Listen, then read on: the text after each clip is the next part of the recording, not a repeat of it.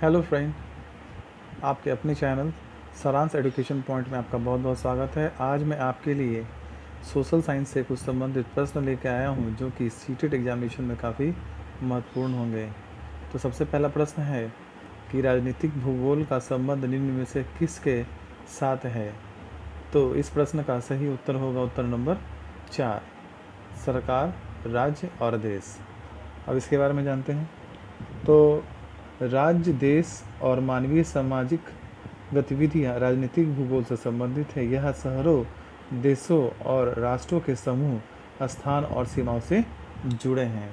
अब बढ़ते हैं अगले प्रश्न की ओर।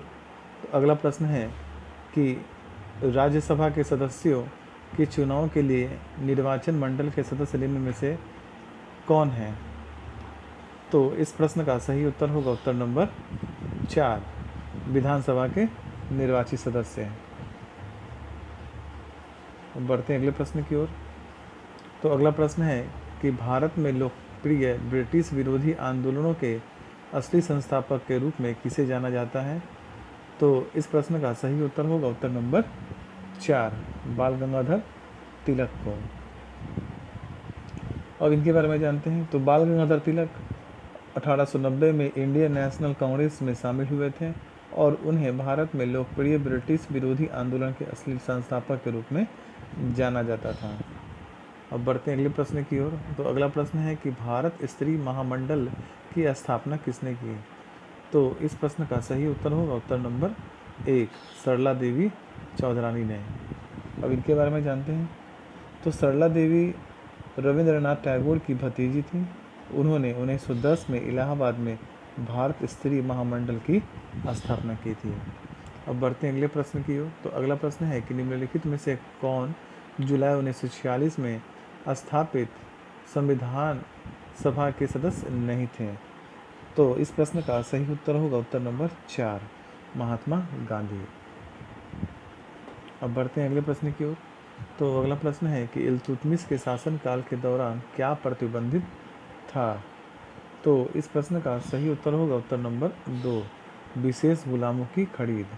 अब इसके बारे में जानते हैं। तो सुल्तान इल्तुतमिश के शासनकाल के दौरान दीवाने बंदगान सैन्य उद्देश्य के लिए गुलामों को खरीदने की विशेष एक प्रणाली थी।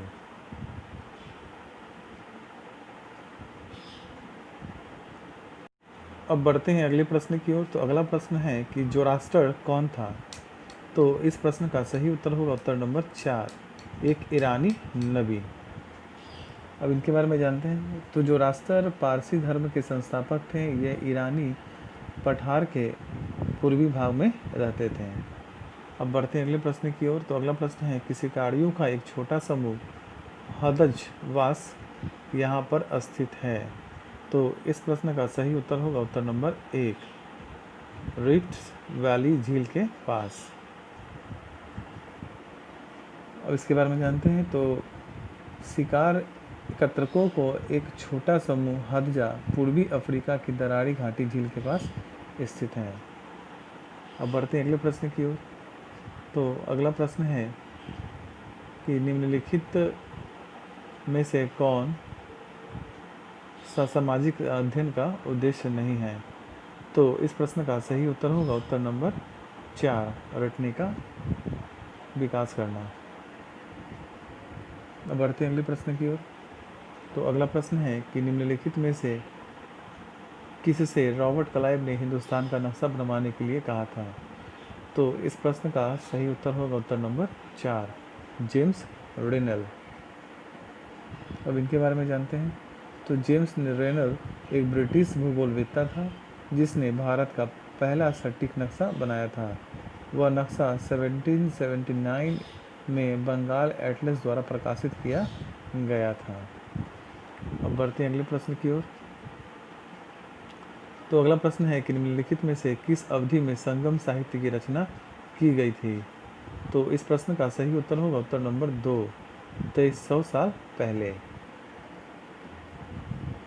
अब बढ़ते हैं अगले प्रश्न की ओर। तो अगला प्रश्न है कि निम्नलिखित में से किसी भी समाज के बहुसंख्यक गलत तरीके से एक प्रक्रिया के माध्यम से सामाजिक राजनीतिक अल्पसंख्यकों पर अपनी नीतियों और कानूनों को लागू कर सकते हैं और इस प्रक्रिया को कहते हैं? तो इस प्रश्न का सही उत्तर होगा उत्तर नंबर 4, अत्याचार। अब अत्याचार एक प्रक्रिया है जिससे किसी भी समाज के बहुमत वाले लोग गलत तरीके से राजनीतिक अल्पमत वाले लोगों पर अपनी नीतियों और कानूनों को लागू कर सकते हैं और उनकी संसद की शक्तियों पर संवैधानिक सीमा निर्धारित करके उनके निर्णय लेने के अधिकार को सीमित कर सकते हैं। अब बढ़ते हैं अगले प्रश्न की ओर। तो अगला प्रश्न है कि सार्वजनिक सत्य धर्म पुस्तक निम्नलिखित में से किसने लिखी थी? तो इस प्रश्न का सही उत्तर होगा उत्तर नंबर 2, ज्योतिबा फुले ने। अब बढ़ते हैं अगले प्रश्न की ओर। तो अगला प्रश्न है कि निम्नलिखित में से कौन सा बौद्ध ग्रंथ अशोक और बौद्ध धर्म के प्रसार की उनकी पहल के बारे में जानकारी नहीं देता है? तो इस प्रश्न का सही उत्तर होगा उत्तर नंबर 3, जातक। अब इसके बारे में जानते हैं। तो दिव्यदान तिब्बती बौद्ध ग्रंथों में से एक है जो देश विदेश में अशोक के बौद्ध धर्म प्रचार के योगदान की जानकारी देता है। दिव्यदान और महावंश अशोक द्वारा श्रीलंका में बौद्ध धर्म के प्रसार की जानकारी देता है। अब बढ़ते अगले प्रश्न की ओर। तो किस प्रकार के जंगल भारत में ज़्यादातर पाए जाते हैं? तो इस प्रश्न का सही उत्तर होगा उत्तर नंबर 2, उष्णकटिबंधीय नम पर्णपाती वन। अब बढ़ते हैं अगले प्रश्न की ओर। तो अगला प्रश्न है कि निम्नलिखित में से पाठ्य पुस्तक विधि का गुण नहीं है? तो इस प्रश्न का सही उत्तर होगा उत्तर नंबर 4, अच्छी पाठ्य पुस्तकों का अभाव होना।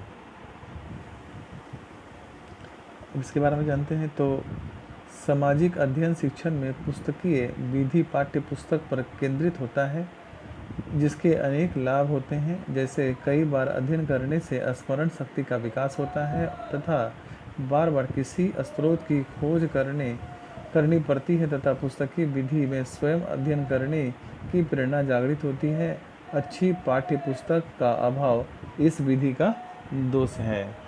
अब बढ़ते हैं अगले प्रश्न की ओर। तो अगला प्रश्न है कि व्याख्यान विधि की आलोचना किन कारणों से की जाती है? तो इस प्रश्न का सही उत्तर होगा उत्तर नंबर 4, उपरोक्त सभी। अब इसके बारे में जानते हैं। तो माध्यमिक स्तर पर सामाजिक विज्ञान के अध्ययन में व्याख्यान विधि का प्रयोग सर्वाधिक किया जाता है। इसका तात्पर्य व्याख्यान या भाषण देना, लेकिन इस विधि के दोष भी हैं, जैसे यह विद्यार्थियों को निष्क्रिय बना सकती है, अनगिनती बातों का समावेश संभव है, अध्यापक निपुण न होने के बाद भी पांडित्य प्रदर्शित करने का प्रयास करते हैं। अब बढ़ते हैं अगले प्रश्न की ओर।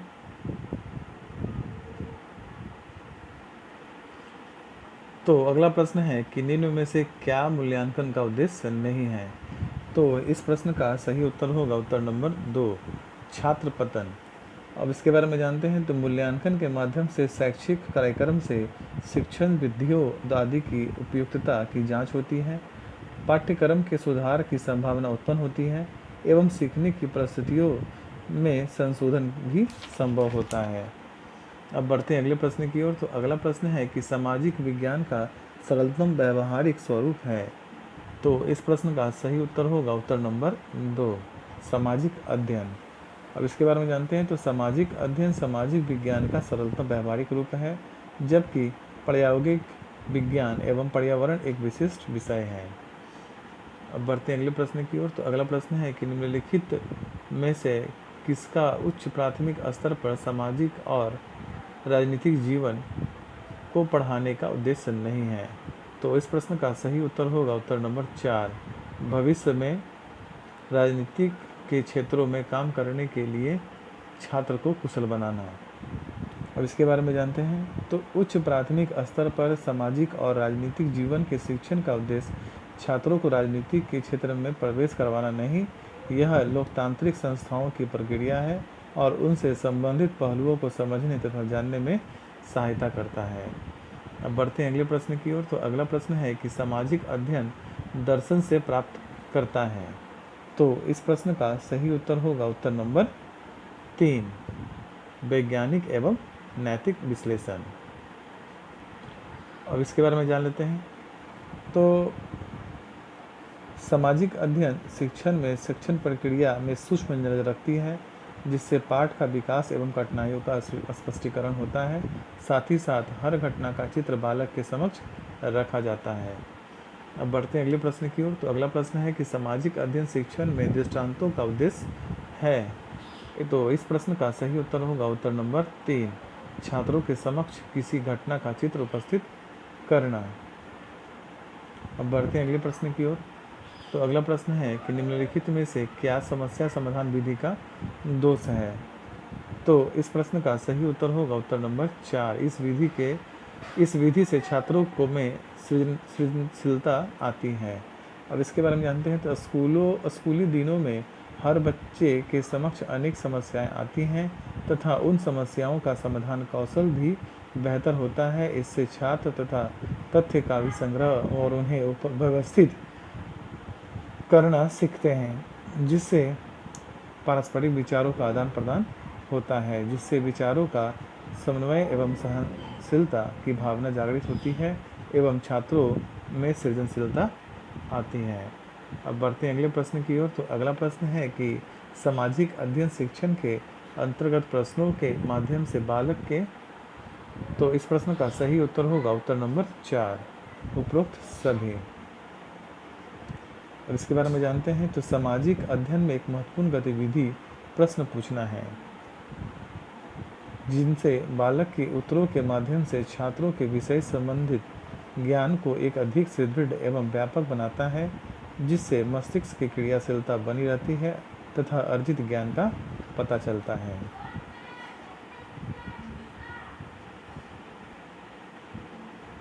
अब बढ़ते हैं अगले प्रश्न की ओर। तो अगला प्रश्न है कि बाल केंद्रित शिक्षा शास्त्र का अर्थ है। तो इस प्रश्न का सही उत्तर होगा उत्तर नंबर 2, बच्चों के अनुभवों की सक्रिय भागीदारी और आवाज़ को प्रधानता देना।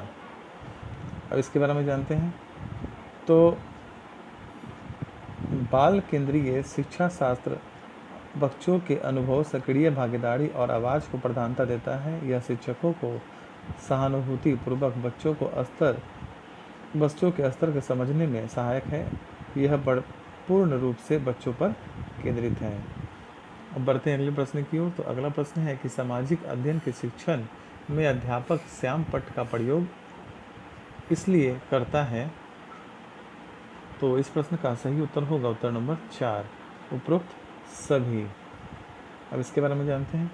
तो शिक्षण का ज़्यादा प्रभावी एवं रुचिकर बनाने के लिए श्यामपट्ट का प्रयोग किया जाता है, जिनमें रेखाचित्र मानचित्र बनाकर बालक का पर प्रभाव डाला जाता है, जिससे छात्रों का ध्यान भी आकर्षित होता है एवं यह श्यामपट्ट उदाहरण एवं गृह कार्य देने में भी उपयोगी होता है। अब बढ़ते हैं अगले प्रश्न की ओर।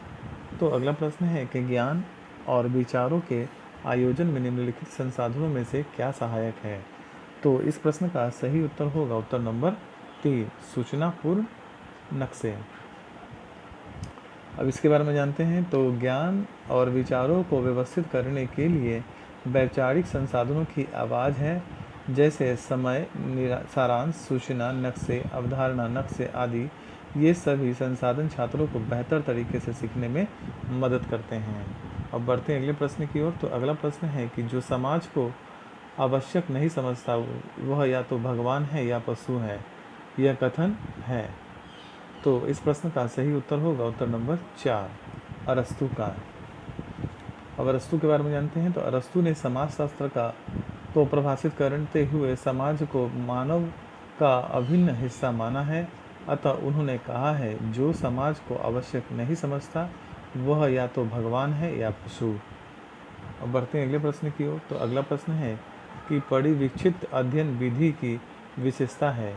तो इस प्रश्न का सही उत्तर होगा उत्तर नंबर 4, उपरोक्त सभी। अब इसके बारे में जानते हैं। तो परिवीक्षित अध्ययन विधि में पर्यवेक्षण करती है कि देखरेख में शिक्षण कार्य संपन्न होता है। इसमें बच्चों की रुचियों पर ध्यान दिया जाता है, जिससे बालक क्रियाशील रहता है, स्वावलंबन की भावना का विकास होता है। बढ़ते हैं आज के अंतिम प्रश्न पे।